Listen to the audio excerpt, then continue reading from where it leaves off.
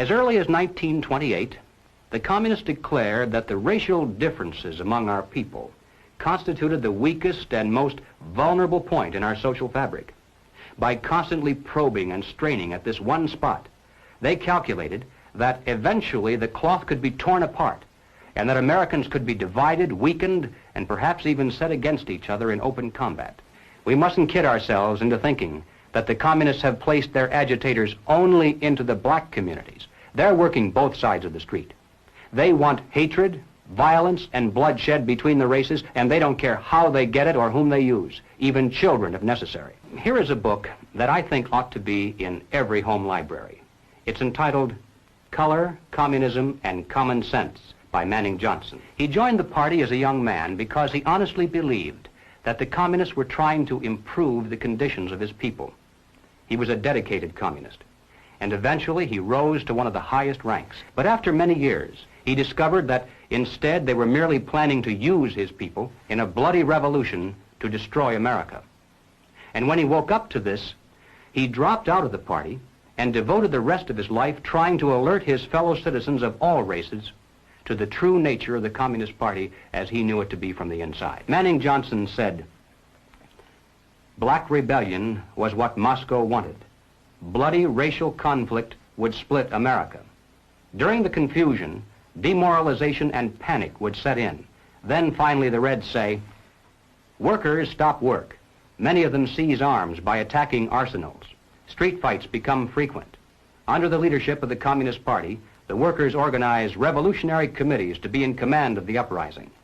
Armed workers seize the principal government offices, invade the residences of the president and his cabinet members, arrest them, declare the old regime abolished, establish their own power." Now, here is a piece of vicious communist propaganda that perhaps some of you have seen. It's called The Crusader.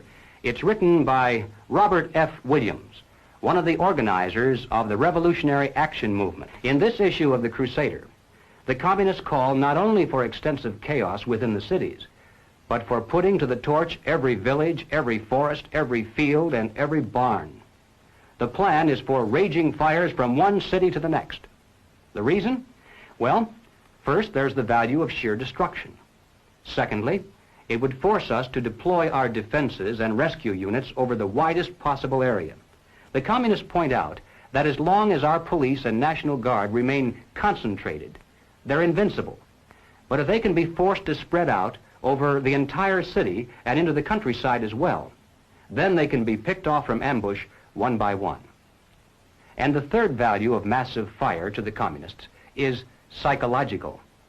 The average American, they say, soft and decadent, when he sees billows of black smoke rising from one horizon to the other, when at night the only light he has to see by is the flickering red from flames leaping into the sky, he'll become paralyzed with fear and panic. He'll run away and hide and do nothing to interfere with the guerrilla bands as they strike at the community's power centers.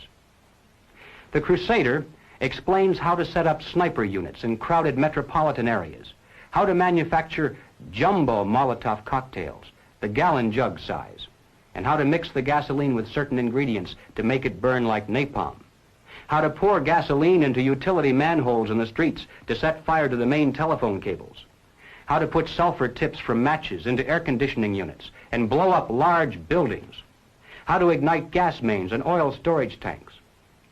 It explains how radio-controlled model airplanes can be used to fly explosive charges over heavily guarded fences into gasoline storage areas or munition stockpiles. It even calls for infiltration into the National Guard units, revolutionaries posing as non-militants for the purpose of getting free military training and for gaining access to critical military supplies and heavy weapons. And then, finally, Robert Williams says this: any all-out minority revolution must create a state of crisis wherein almost all of the male population would be forced to remain in their homes to protect their property and families.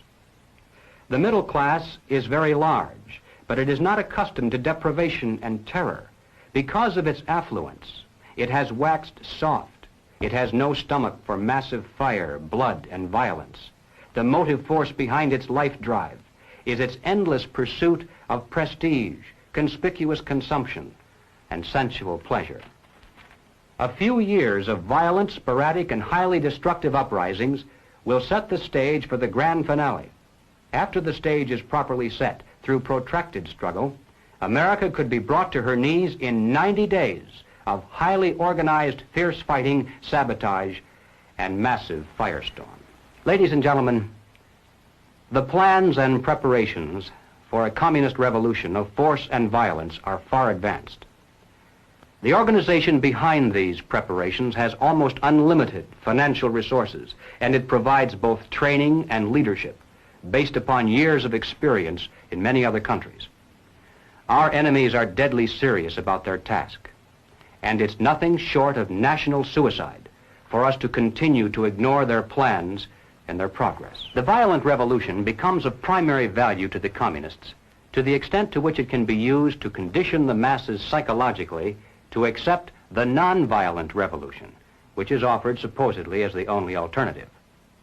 Hoping to avoid further violence and bloodshed, the public is to be pressured into accepting measures that will move the country gradually and legally toward communism, but without calling it that. The strategy of the proletarian revolution calls for the quiet conversion of our government into a communist regime, but under the banner of socialism. Well, what is socialism? All right, let's define it. According to the dictionary, socialism is a political concept based upon the principle of government ownership and control of property, the means of production, and the avenues of commerce. Under socialism, those who run the government, and the communists are confident that in America they eventually will be the ones who do so, those who run the government will know who is to get something and who has to wait, and that represents control over human beings. What has all this to do with the communist revolution in America? Well, ladies and gentlemen, it has everything to do with it, because the building of socialism is the communist revolution in America. It represents the process whereby our country can be moved gradually toward communism without the people even being aware of it.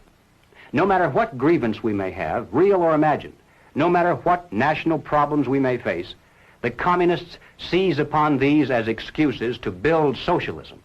They have one and only one solution for all problems: more government, and then more and more until it's total government. And forgive me for saying it one more time, total government is communism.